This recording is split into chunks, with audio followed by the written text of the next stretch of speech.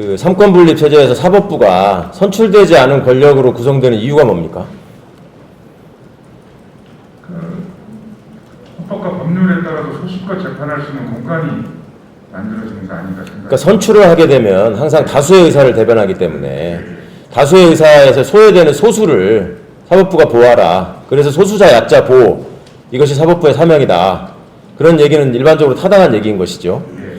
자, 그러면 그것이 소수자 약자를 위해서 법리를 왜곡하거나 사건 결과를 조작해라 이런 얘기는 아닐 것이고, 아까 말씀드린 좋은 법관이 좋은 재판을 할 때 있어서 갖춰야 할 능력과 품성의 일부로서 늘 소수자와 약자의 위치에서 생각하는 것을 우선으로 하는 모습, 절차나 실체적 판단이나 모든 과정에서 소수자와 약자의 입장에서 어떻게든 그분들이 기본권을 침해받지 않고 대한민국의 건강한 시민으로서 주권자로서 존중받는 모습, 이것들을 사법부가 확실하게 보장해라.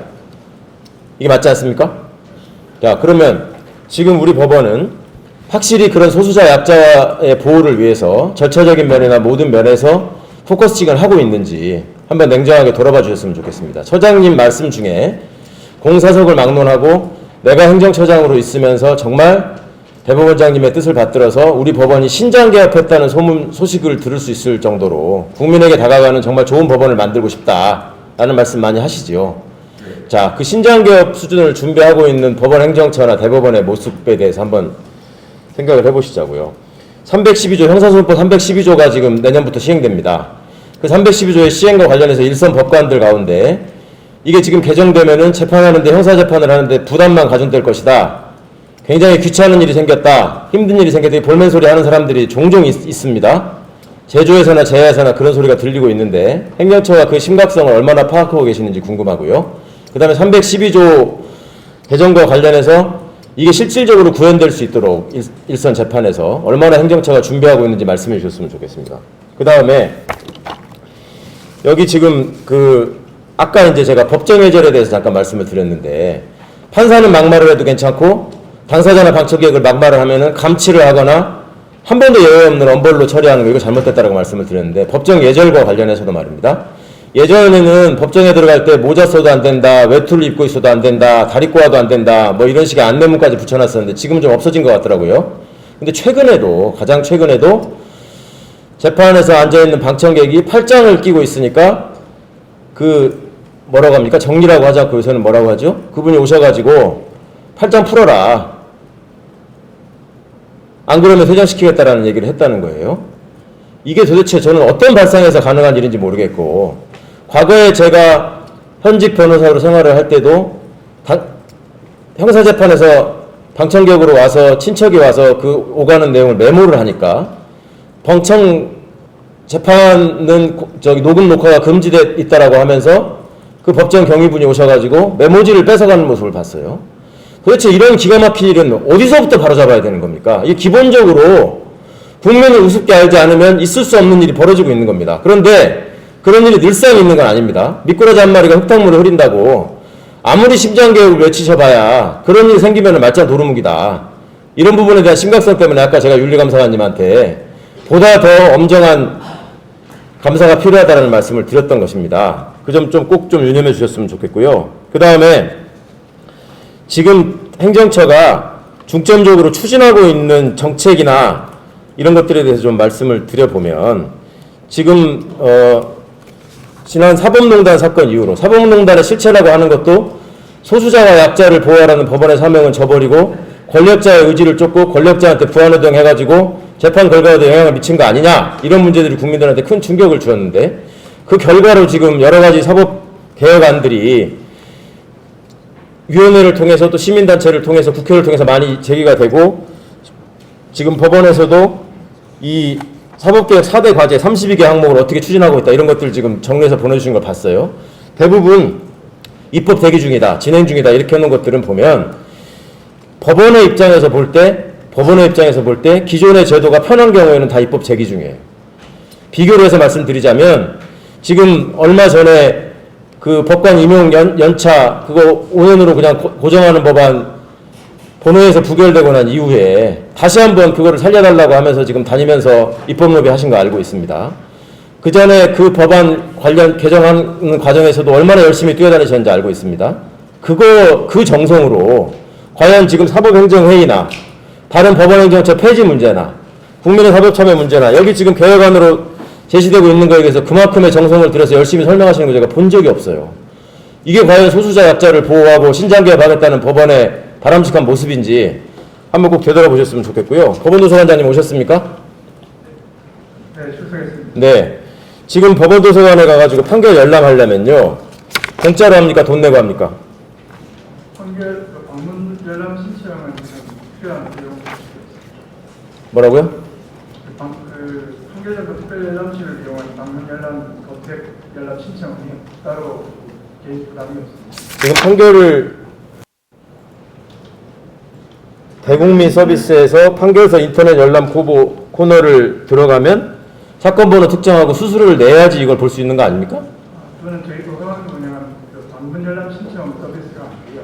판결서 인터넷 열람이라고 그거는 저희 도서관. 아니 그리고 제가 판결서를 보려면 돈을 냅니까 안 냅니까? 라고 물어보지 않았습니까? 냅니까 안 냅니까? 판결서 인터넷 열람은 아마 수수료가 1,000원인 정도. 그 다음에 미확정 판결 같은 경우에는 특별열람실에서만 가능하죠. 네? 특별열람실에서만 미확정 판결을 열람할 수 있죠. 네, 그렇습니다. 아까 업무보고 중에 지금 판결 공개에 대해서 대폭 확대했다는 취지로 말씀하셨는데 여기 특별열람실 들어가서 이용할 수 있는 사람 제한돼 있죠. 그리고 법원도서관장 승인을 얻어야지만 할 수 있죠. 규정상은 그렇습니다. 네.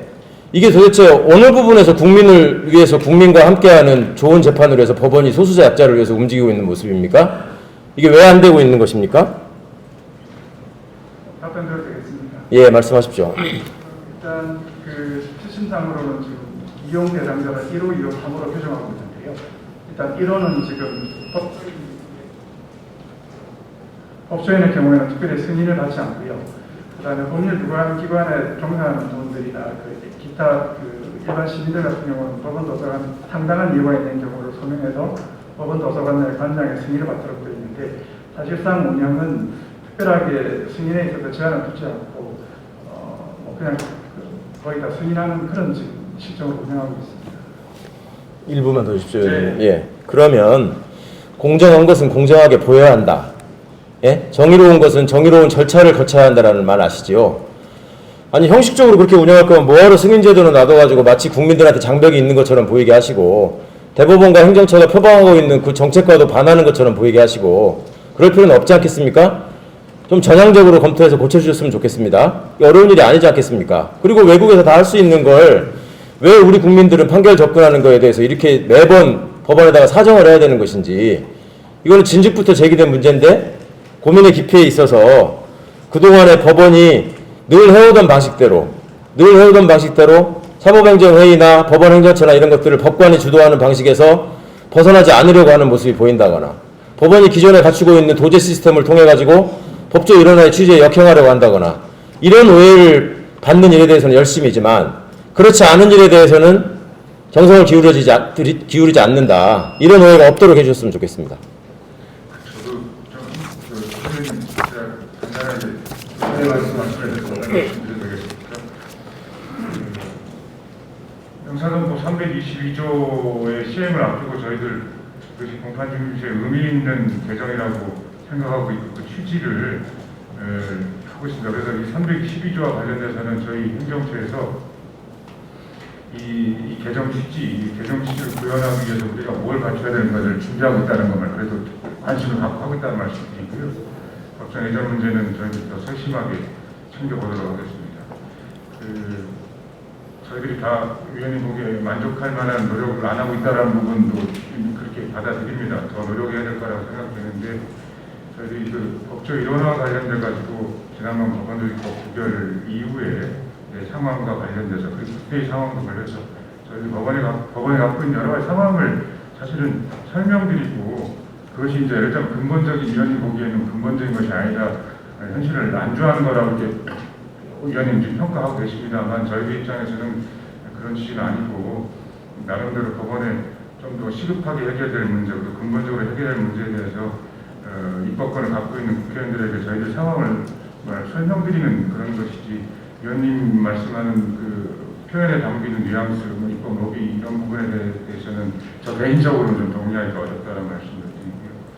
전체적으로는 하여간 그 취지, 뭔가 좀 국민의 입장에서 좀 체감될 수 있는 변화에 좀 더 적극적이어야 된다는 부분에 대해서 하여간 늘 계속 최 의원님 문제의식 저희들 담고 있습니다. 네, 수고하셨습니다. 다음은 서병철 위원님 질의하시겠습니다.